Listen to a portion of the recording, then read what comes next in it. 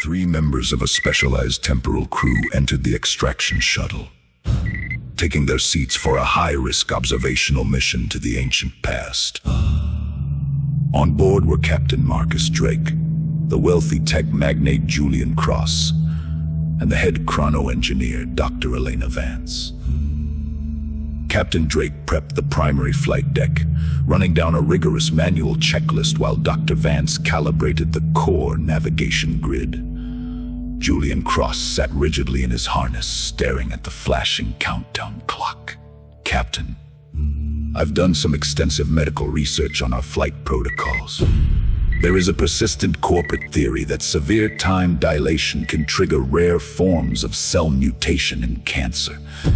Have you ever encountered such a phenomenon in your navigation logs? Yes, it is caused by the physical body's inability to structurally reorganize to its previous atomic form upon arrival. The more times you jump through the timeline, the worse the cellular degradation gets. Now, that has absolutely not been proven in a peer-reviewed lab, Marcus, and you know it. Please stop terrifying Mr. Cross. He is single-handedly funding this entire research sector. Without our wealthy private sponsors, we would never progress our mechanical study of time travel.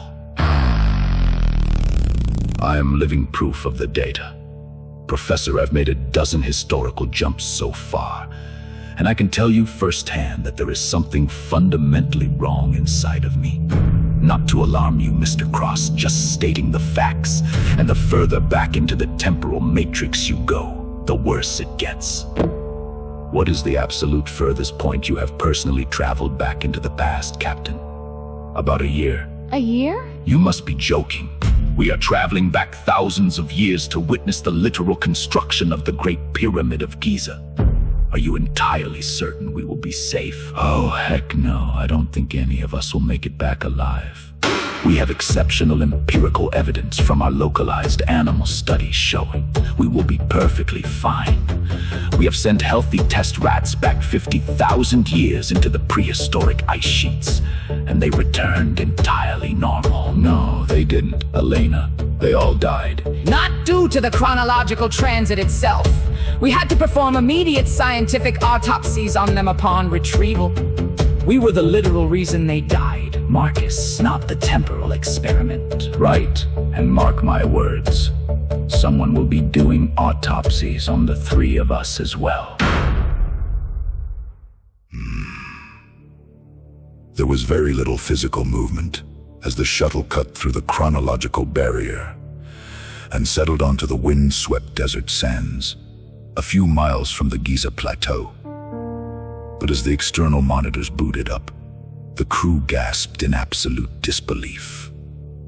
Towering silver spacecraft were hovering silently in the sky, lifting and hauling massive blocks of limestone from a distant quarry straight to the monument structure. There were no dirt ramps, there were no lines of slaves. There was only a highly coordinated, hyper-advanced extraterrestrial armada working diligently to lay the foundations of the pyramid. Do my eyes deceive me? Has there been a catastrophic calculation error in our positioning? Why on earth am I seeing alien spaceships right outside my viewing window? This is significantly worse than I thought it would be. What do you mean worse, Captain? I figured we would all just instantly disappear into a clean poof of radioactive dust, never to be seen or heard from again. But no, we are sitting in ancient Egypt trapped with a bunch of active alien spacecraft.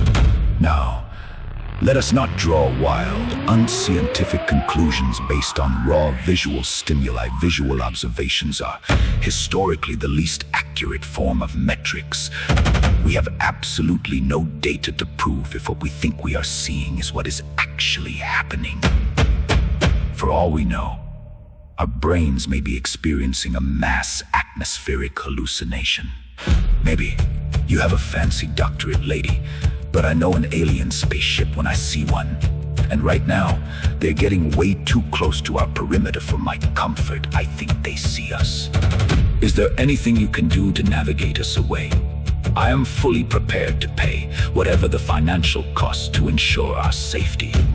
I explicitly told the logistics crew to pack us some high-powered defense weapons, but the board said that would add too much weight and that we wouldn't need them.